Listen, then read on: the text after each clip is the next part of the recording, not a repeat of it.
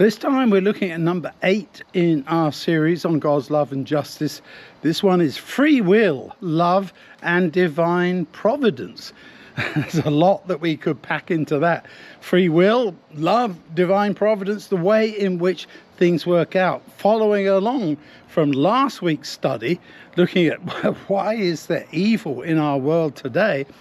And as we saw last time, it's down to the fact that we all as thinking beings have free will. We can choose to go one way, follow God's way, or we can follow the devil's way. And we are given that kind of choice because God wants to have us relate to him because we choose to, because we want to, because we love to. He loves us, we love him. That is what he would want.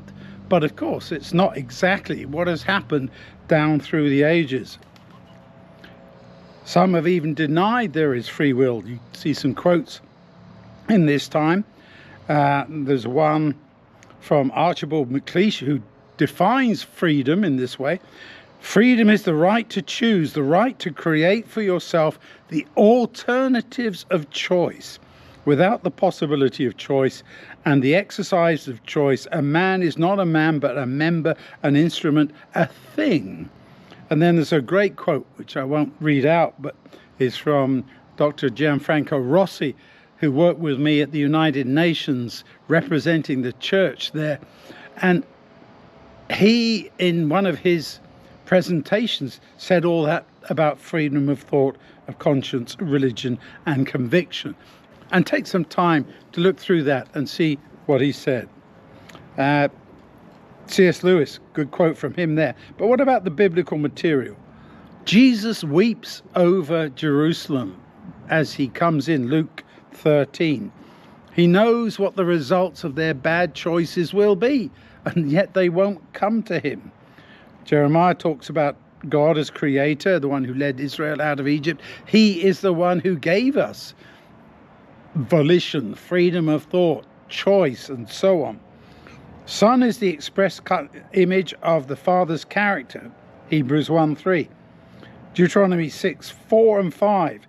God is one and we are to love him with all our mind, being and strength. Do you see? God is inviting that kind of relationship. He wants us to have that experience together with him. And he is the only one who can indeed help us in our fallen condition. We've already made choices that have led us on that path of sin and evil that inevitably ends not just with physical death, but with eternal death. And Jesus speaks to his disciples, telling them what is going to happen so that they can have peace. There is hope.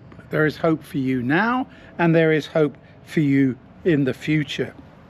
Again, some very powerful Ellen White quotes talking about what Jesus did and why it worked out.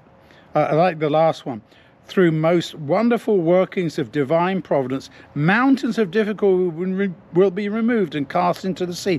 The message that means so much to the dwellers on earth will be heard and understood. Men will know that what is truth. Onward and still onward the work will advance until the whole earth shall have been warned, and then the end shall come. That's what God is looking for. He's looking for the consummation of the great controversy. We are part of that. That is what our work is supposed to be.